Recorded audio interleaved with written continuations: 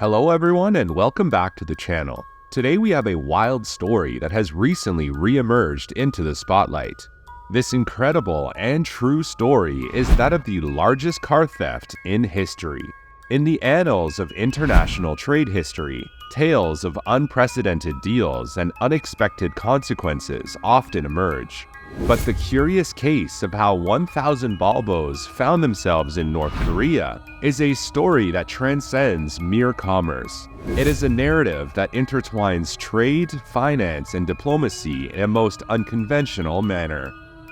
It all began in the mid-1970s when Sweden, eyeing the potential of a new up-and-coming market, embarked on an ambitious trade deal with North Korea.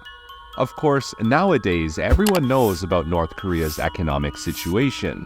The so-called Hermit Kingdom is essentially shut off from the rest of the world, and most, if not all the money they do make goes to the supreme dictator Kim Jong-un. He then spends the bulk of it on lavish expenses and the North Korean military. Back in the 1970s, however, the country wasn't doing so badly. After the Korean War, their economy was rebuilt and it became a functioning industrial state. Still very aid-dependent, but a trade deal with them wouldn't seem like such a bad bet under the circumstances. With this in mind, the Swedes, known for their industrial expertise and the production of robust, reliable vehicles, saw an opportunity to export their sturdy Volvo 144 sedans to North Korea. These cars, renowned for their durability, were believed to be ideal for a country starting its ascent in industrial development. And so a deal was struck in 1974 between Volvo representatives and Kim Jong-un's grandfather, Kim Il-sung.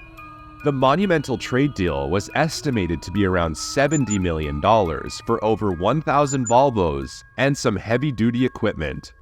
They were distributed to those loyal to the royal party and became a status symbol within the country, since North Korea had never had an abundance of personal vehicles.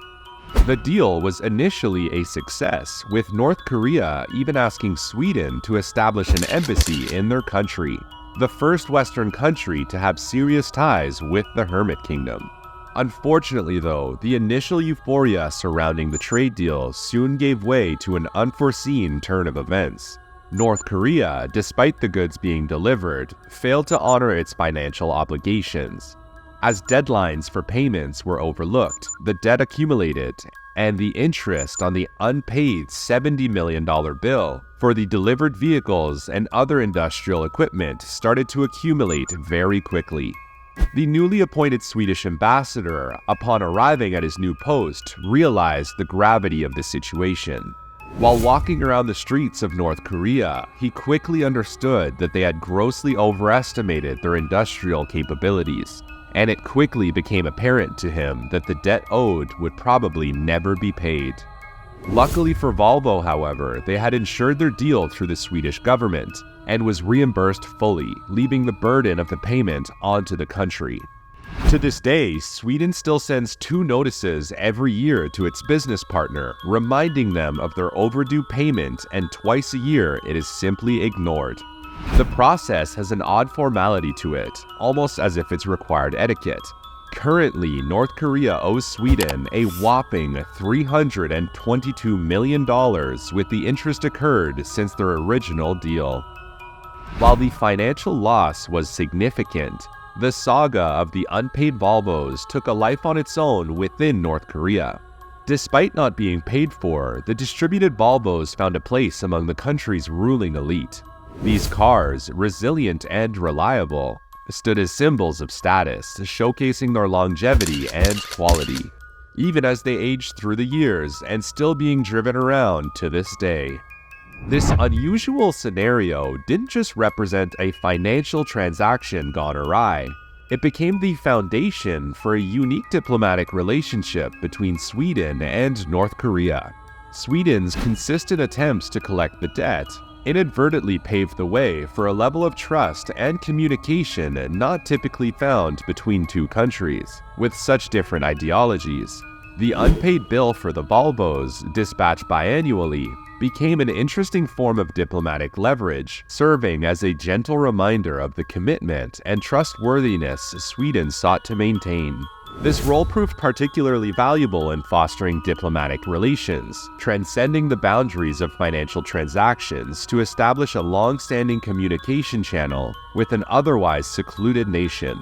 Sweden serves as the protecting power in North Korea for the US, Canada, and Australia. When a citizen of these countries gets in hot water in North Korea, the Swedes are often able to set up a solution. Although Volvo's bet on North Korea failed to bear any fruit, the lasting impact it had on the two countries is a funny twist of fate. It serves as a stark reminder that while financial debts may be unpaid, the bridge of trust and communication built over unpaid invoices often holds more value in the world of diplomacy and international relations. Thank you for watching today's video. If you enjoyed, please consider subscribing, and hopefully we will see you in the next one.